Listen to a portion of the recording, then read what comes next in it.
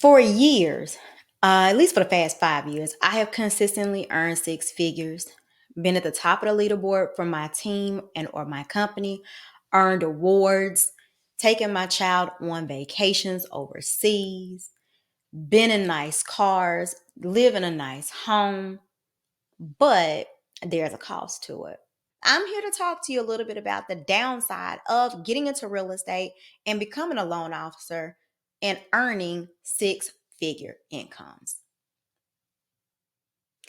If you're new here, welcome. My name is Joy Bailey. I am the mortgage boss, and my video content is about providing real estate advice for real people in real life. And I also talk about being a loan officer. What does that look like? What is that life like? So, if any of those things sound like something you might be interested in, please go ahead, like the video if you find this information valuable. Also, subscribe so you can get new content and share this information with anyone that you think might feel like it is valuable information. All right, so enough of the pleasantries. Let's get into it. I want to talk to you about a couple of different reasons why I think that there is a downside to earning six figures. Reason number one, as a loan officer, it is demanding and it requires long work hours. And when I say long work hours, what I mean is not just your normal 9 to 5, but you have to make yourself available nights and weekends.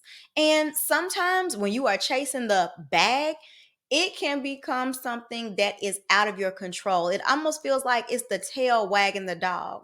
You might find yourself in situations where you are ripped away from family moments because you're trying to take that phone call and get that extra application in so that you can get that extra closing and an extra commission check at the end of the month. Earning six figures and having to make yourself available creates a lot of stress, especially when you're trying to meet certain deadlines. Oh, we put in a contract this morning. We got to get the offer out by noon. I need a pre approval letter in an hour. I need you to collect all the documents, do the loan application, talk to the client, send out the approval ASAP. What? I'm eating lunch. Okay, I'll skip lunch. I'm telling you, there are lots and lots of sacrifices when it comes to your time whenever you are looking at earning an above average income. Long hours can often lead into burnout. It's something that I always heard people say, but I never quite understood. I thought it was just a slogan, to be honest with you. I thought when people would say, "Hey, Joy, you might need to take some days off, take a vacation. You don't want to get burned out." I don't know what I thought they meant until I hit the wall myself. Experiencing burnout is not fun. Working around the clock is not something suggested. I always felt that because I loved being a loan officer and it was something that came naturally to me because I have natural talents and gifts that I was able to put back into my work, it didn't feel like work. It wasn't hard. It didn't require a whole lot of effort. So I didn't mind responding to emails at 2 a.m. or at 3 a.m. Or even if I'm being totally honest, while I was trying to really establish myself, completely skipping a night's sleep at all and working around the clock. You have to protect yourself and protect your hours. Earning six figures is great if you can do it, but not at the expense of your health. Those long hours can and will take a toll on your health, your mental health, as well as your physical health. So be careful.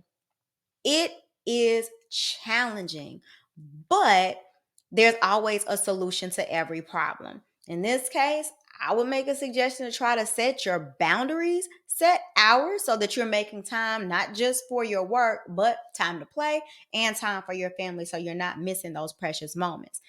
In sales, you're not salaried. What that means is you are often commission based, and being commission based means you go, you kill what you eat. You don't work, you don't get paid. You don't get paid, you don't eat. Your life can take different twists and turns, major twists and turns. You can be up one season and down another season, up 1 month and down another month. But with major risk comes major reward. Commission earnings are a double-edged sword. Earning commission can allow you to earn multiple six figures, 200, $300,000.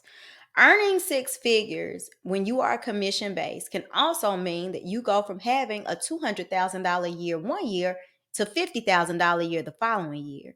You have to know how to manage your money. And having those ups and downs can cause a lot of stress. You have to learn how to manage your money and how to work at a consistent pace.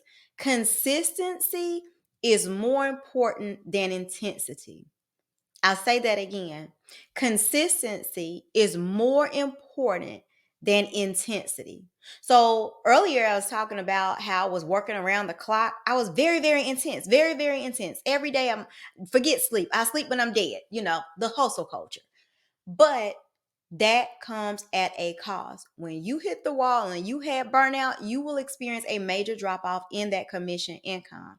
The part that they don't tell you is when you are working really, really, really hard and planting seeds and the payday don't come. Not when you expect it to. This job is full of narrow misses that result often in you getting no paycheck for a lot of work that you put in. One of the worst parts about being a loan officer is something that most salespeople know, whether they're in real estate or some other sales role, and that is dealing with rejection. When it comes to real estate or specifically being a loan officer, rejection looks a lot of different ways. You can be rejected by clients because your clients have decided to go with somebody who offered a quote unquote better deal, even if you've worked with them for 6 months. Maybe you've worked with them to get their credit together or help them come up with different strategies to save for a down payment, and they've elected to go with new construction and the builder's lender because they were offering them an extra $1,000 or $1,500 toward their closing costs. Rejection can be from your referral partners. Sometimes people's careers go in different directions, and that is completely okay. You just have to be prepared for that. Those clients or referral partners may even retire. If they've decided to retire, that may be a major source of income that has gone away for you, and thus providing a dip in income until you're able to recover by establishing new relationships. The other source of rejection can come from your own employer. Sometimes it's your own people. Dealing with rejection from an employer can mean that you're not selling up to par. You're not performing the way that they want you to. You're not meeting the quotas that they're asking you to. And regardless of how long you've been there and how many sales you've had and how much commission and revenue you've brought to the company, they may decide to put you on some sort of performance plan.